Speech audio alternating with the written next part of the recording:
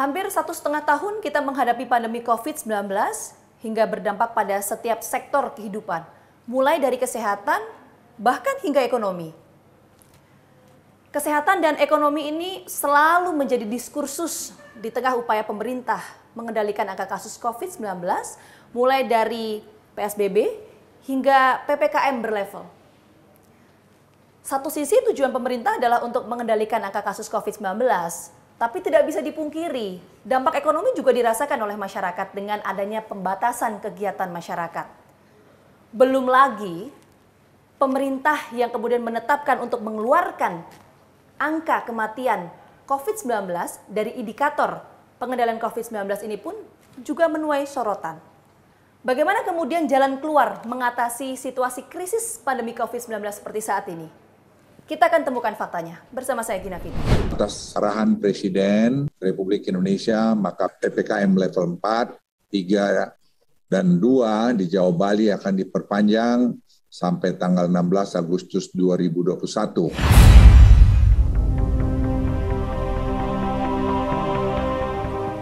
(9 Agustus 2021). Pemerintah resmi memperpanjang pemberlakuan pengetatan kegiatan masyarakat atau PPKM level 4, 3, dan 2 di wilayah Jawa dan Bali hingga 16 Agustus 2021. Meskipun PPKM kembali diperpanjang, nampaknya pemerintah mulai memberlakukan sejumlah pelonggaran. Berbeda dengan sebelumnya, PPKM level 4, 3, dan 2 di sejumlah wilayah diperpanjang dengan periode berbeda. Sejumlah aturan yang berlaku saat PPKM level 4, 3, dan 2 pun berubah. Tak hanya itu, pemerintah pun mulai melakukan uji coba pembukaan mal atau pusat perbelanjaan secara gradual di wilayah PPKM level 4. Nampaknya ini membawa harapan baru kepada para pengusaha perbelanjaan dan juga para pekerjanya yang selama ini telah mati suri di tengah hantaman pandemi COVID-19. Pemerintah pun mengeluarkan sejumlah syarat dan ketentuan uji coba pembukaan pusat perbelanjaan.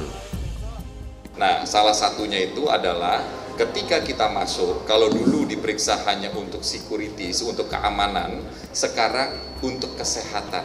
Nah, SOP untuk kesehatan itu adalah dipastikan bahwa semua yang masuk ke mall hanya bisa masuk dengan QR code yang sifatnya adalah digital. Dan juga adanya antigen dan atau PCR baru boleh masuk. Jadi artinya orang yang masuk ke pusat perbelanjaan itu adalah orang yang sehat. Tak hanya tempat perbelanjaan saja, pemerintah mulai membuka ruang kepada kabupaten atau kota di wilayah level 4 pada perpanjangan PPKM kali ini untuk dapat melakukan ibadah dengan kapasitas maksimum 25% atau maksimal 20 orang.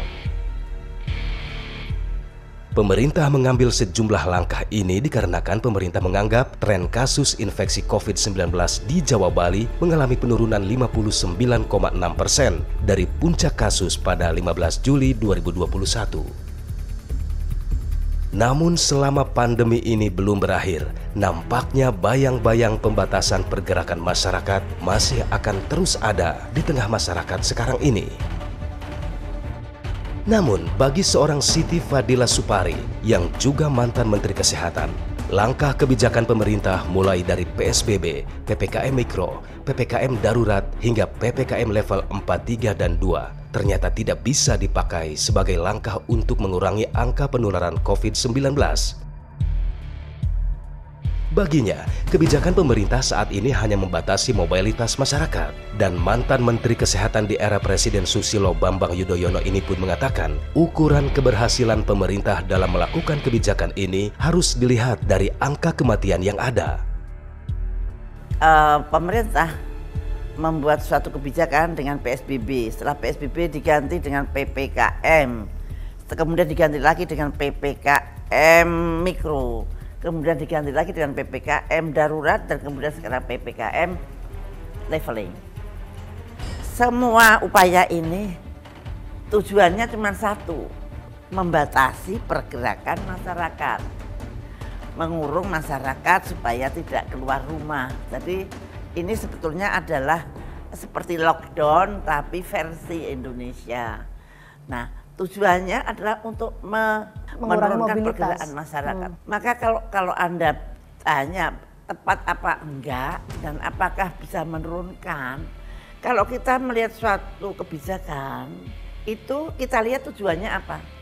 Kalau tujuannya hanya menurunkan pergerakan masyarakat itu sudah tercapai. Tapi kalau ternyata mengurangi yang mati atau menurunkan angka kasus COVID, apakah itu berpengaruh, Bu? Menurut saya angka penularan tidak bisa dihitung dengan cara begitu. Kenaikan angka kasus COVID-19 di tanah air dipicu karena kurang kepatuhan masyarakat terhadap protokol kesehatan yang sudah ditetapkan oleh pemerintah. Ini bukan asumsi, harus ada penelitiannya. Suara inilah yang terlontar dari seorang Siti Fadila Supari. Bagi Siti, ada yang salah sepertinya ketika angka mobilitas sudah dipagari dengan PPKM, namun angka positif COVID-19 masih saja tinggi. Bagaimana kemudian Bu Siti menanggapi mengenai pernyataan berbagai pihak yang menyatakan seperti ini, Bu? Kenapa kemudian angka mobilitas bisa diturunkan, tapi kemudian angka penularan tidak bisa karena memang kenyataannya di lapangan masih banyak yang melanggar protokol kesehatan, masih banyak yang melakukan pelanggaran akan kebijakan-kebijakan yang sudah dikeluarkan oleh pemerintah. Asumsi, mana buktinya? Apa benar rakyat itu yang salah? Apa benar rakyat itu melanggar? Enggak ada bukti. Kalau akal pikiran kita begitu, ya salah. Pasti jangan pakai asumsi. Harus diteliti kenapa di sini sudah diturunkan mobilitasnya, angkanya tetap naik. Bahkan angkanya tetap naik itu pada waktu vaksinasi mulai. Mestinya itu dianalisa, yang bisa menganalisa ya pemerintah. Dan kebijakan itu harus muncul dari hasil analisa tersebut. Data-data yang ada, ternyata data-datanya nggak benar. Nah, yang bisa dipakai adalah angka kematian. Terkurungnya masyarakat dengan mengatasnamakan pemberlakuan pengetatan kegiatan masyarakat atau PPKM sudah menjadi momok yang menakutkan sebagian masyarakat di tengah kondisi pandemi yang tiada henti ini. Berbagai usaha di segala sektor dibuatnya mati suri dihantam gelombang pandemi yang seakan tiada pernah surut. Uji coba pembukaan pusat perbelanjaan dan usaha tempat-tempat makan yang dilakukan pemerintah saat ini mungkin sudah terasa sangat menjanjikan bagi sebagian tempat usaha. Yang dulu dibatasi tidak boleh makan di tempat, kini pemerintah melonggarkannya dengan membatasi pengunjung untuk bisa makan di tempat dengan waktu 20 menit dengan protokol kesehatan yang ketat. Dengan diperpanjangnya PPKM level 4, 3, dan 2 ini pun, pemerintah mencabut 100 titik penyekatan. Untuk mengurangi mobilitas masyarakat, kini pemerintah menerapkan kembali sistem ganjil genap. Tak hanya memberlakukan lagi sistem ganjil genap dalam usaha pengendalian aktivitas masyarakat, pemerintah pun melakukan pengendalian mobilitas kawasan dengan cara patroli selama 24 jam. Berbagai usaha terus dilakukan pemerintah untuk menekan laju angka positif COVID-19 di tengah masyarakat. Nah, yang menjadi pertanyaan adalah apa yang sekarang pemerintah bisa lakukan dengan situasi seperti ini? Jadi gini, kalau kita tidak bisa mempredik kapan akan terjadi ledakan lagi, kita tidak bisa mempredik di mana akan terjadi ledakan lagi, kita tidak mempredik kapan. Nah itu menurut saya pemerintah sudah waktunya untuk merubah kebijakan ya. Apa yang harus diubah? Kita merubah kebijakan yang sekarang kita fokus pada penularan, kita akan berubah menjadi fokus pada pengobatan. Walaupun penularan juga tetap ya kita hilangkan sama sekali pencegahan itu, tapi pengobatan kita fokuskan agar supaya orang yang kena itu kalau dirawat di rumah sakit itu pasti hidup gitu, sembuh. Nah ini pemerintah harus fokus pada case fatality rate yang harus semakin turun nanti 0. Kalau case fatality rate 0 artinya pandemi itu berhenti. Namun seberapa ampuhkah Aturan-aturan ini diterapkan dalam rangka menekan angka positif COVID-19 di Republik tercinta ini